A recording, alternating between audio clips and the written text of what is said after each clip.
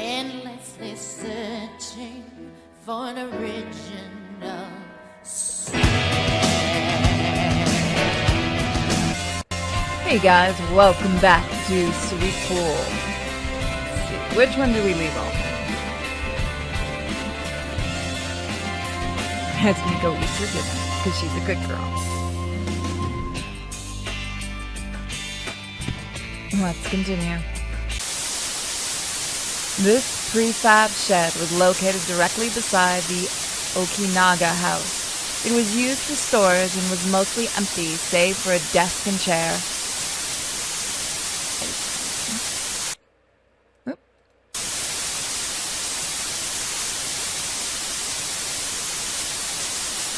Atop the desk sat a television. Its screen gone to static. Its cast deathly pale light over Zenya's features. He'd made an effort to air the place out, but the scent of incense still lingered faintly. It was enough to make the blood throb in his veins. And yet, Zenya squatted down and touched the floor with his index finger. Yuji had been here, and Tetsuo next to him. Nothing had gone according to plan. By all rights, Tetsuo should have lost his mind. Failing that, he should have at least displayed some kind of physical response. Zenya had watched the whole thing from his room via the spy camera attached to the television on the desk. As for the TV itself, he'd only left it on to spite them, hoping that the constant buzz of the static would make them feel even worse. That was more or less the amount of forethought Zenya had put into his little show. He had two goals: to put Tetsuo in his place, and to reveal Yuji's true nature. But the plan had failed. At no point had Tetsuo lost his composure. He hadn't even batted an eyelash. Oh, he's such a good boy, isn't he? But this smell. Zenya inhaled sharply. It was designed to work as an aphrodisiac, forcing susceptible individuals into heat. It was only effective on Zenya's kind, and there was no question Yuji had been under its influence. The scent had awakened his dormant instincts, which had swiftly overwhelmed Yuji's reason. It was simply impossible to resist the urge once it came. Indeed, it should have been impossible for anyone to maintain their composure in a situation like that. Yuji's touch should have inflamed even the coldest heart. Perception, a rapid loss of total control. And yet, Tetsuo had remained stoic to the end. Was this proof that he wasn't human? Was he the same as Zenya? No, that couldn't be. He was one of them. Then he would have reacted to the incense. He didn't fit into either category, so what was he? Zenya threw a savage kick at the desk. As it toppled over, the television fell to the floor with a deafening crash. All at once, the room went dark. Zenya hated what he couldn't understand. He needed everything to be simple and clear. If he couldn't tell what something was at a glance, well, better that it not exist at all. He hated people like Tetsuo, of course. But more than that, he hated all the myriad expression that other people use to hide their true feelings. Fake smiles, sympathetic tears, anger professed on another's behalf. You had to decode them if you wanted to know what they meant, and that was more than Zenya could bear. It would be so much easier to relate to people if they had all had faces like a child's drawings.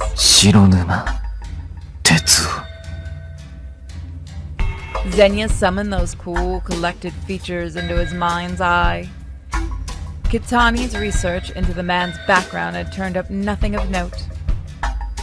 He was an ordinary human, but he didn't act like one. Worse, he dared to approach Yuji. It needed to end now. He gave the desk another good kick and then headed for the door. His covered eye had begun to ache, as if awakened by his anger. Soon I'll wipe that look off your face, and then I'll make you wish you were dead. Smiling to himself, Xenia slowly licked his lips. Yummy. Xenia's crazy, and what exactly is he? How many times now had he woken up like this? As Yuji opened his eyes, the first thing he saw was a dark, cloudy sky. The night was quiet, the air chill against his skin. Once again, he had awoken to find himself elsewhere. Sorry, I had a drink. One thing was certain. He must have passed out again. Exasperated with himself, he attempted to get up. All the muscle in his body cramped, screamed in protest. His head was throbbing too. He was a total wreck. The reason for his fatigue, or at least, was obvious, but he did his best not to think about it as he climbed gingerly to his feet. As soon as he got a look around, he realized that he had been laying in his building's trash dump area. He was overcome with the impulse to laugh. It was just so absurd, stupid, fucked up, pathetic. The words rose in his mind, then were carried away in a wave of fragmented memories. Xenia. The dark room, the pale light, the cloying smell of incense, the pain in his head and body, the fever that had seized control. Tetsuo. The feel of his lips, his hands grabbing him from behind, and then the heat of Tetsuo's flesh. Emotions he could not name welled up inside him, and he covered his mouth with the back of his hand, stifling the urge to scream. Why? Why? The question kept multiplying. The entire situation was just pathetic. He felt like a pawn in someone else's game, forced to dance to the whims of some malevolent puppet master. As a pawn, he would never see the whole picture. He would be pushed around one move at a time until he was ultimately sacrificed for some greater purpose. Yuji trudged to his apartment on leaden legs. Work button. As soon as he got inside, he went to his room and threw himself down on the bed. He didn't want to do anything. He didn't want to think. He didn't even bother turning the lights on, and just buried his face in the blankets. The familiar softness offered him a sense of security, and he closed his eyes. Right now, even the creak of the spring sounded like music to his ears. As he lay there, order gradually returned to his thoughts, and he finally began to process the day's events. Xenia had wanted to talk. Yuji had followed him out, where Xenia had proceeded to beat him unconscious. He then awoke in that weird little room. Tetsuo had been there too, his wounds just as bad. No, even worse than Yuji's. Why had Xenia brought Tetsuo along? He couldn't begin to fathom the reason, but with Xenia in the equation, that was hardly surprising. In any case, Yuji had awoken to find Tetsuo beside him, and then he'd had a very happy night. Yuji hadn't been himself at the time. His body had been in total control. But Tetsuo had seemed as calm as ever. He should have been able to push Yuji away, but he couldn't. Why? Wait.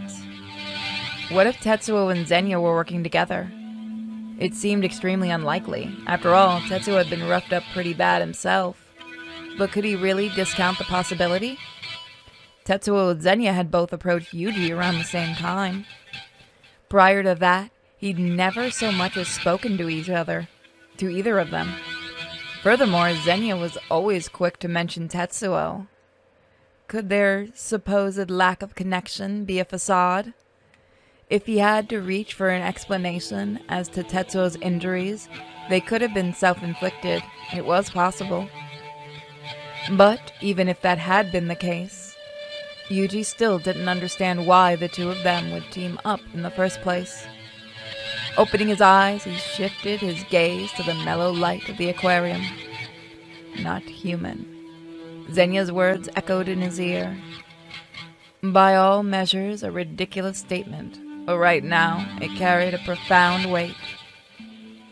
He didn't actually believe it, of course. But with everything that had been happening to him lately, he was starting to get anxious. Even if he wasn't inhuman, per se, he suspected that there might be something strange behind his symptoms.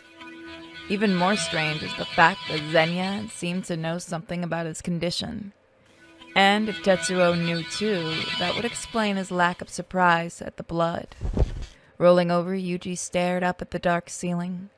Maybe he should try talking to Tetsuo just one more time. Frankly, after what had happened, Yuji didn't want to see him, much less talk to him. But the memory of Tetsuo's stoic gaze made Yuji reconsider. Tetsuo hadn't lost control like he had. The look in his eyes had been identical to how he always appeared at school. Maybe he would have some answers.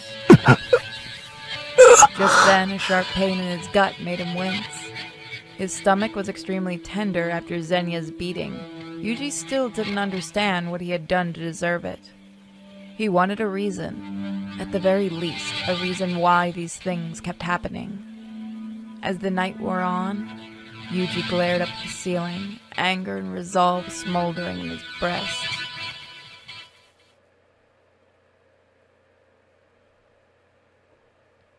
The next morning, Yuji dragged his sluggish, aching body into the shower before heading to school. The warm water seeped into his wounds and sharpened his mind.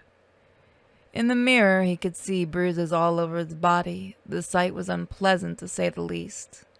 Still, at least he knew what had caused those. Better a straightforward beating than mystery symptoms and hallucinations. The only thing keeping him going was the desire to learn more about the recent string of incidents. Even the smallest tidbit of information would be something. First, he needed to talk to Tetsuo. His goals set, Yuji left the apartment.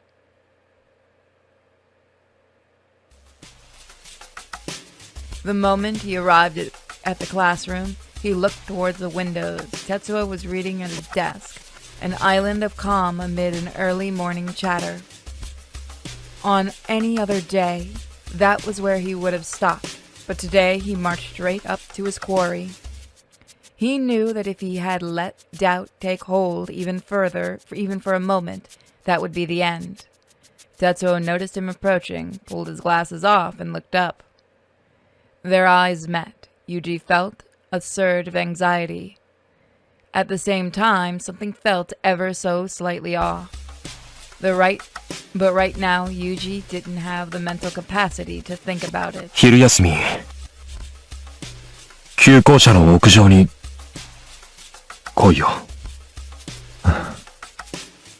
Yuji spoke in a quiet, firm voice so that only Tetsuo would hear, then turned and walked away. He wasn't about to wait for Tetsuo's answer. A few students appeared to have been watching the exchange, but they looked away as soon as Yuji glanced at them. Arriving at his desk, he took a seat and struggled to process what he had just done. Then the morning hymn began to play over the loudspeaker.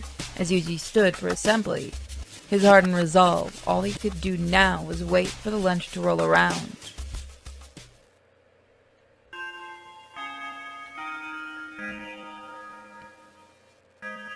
Loading.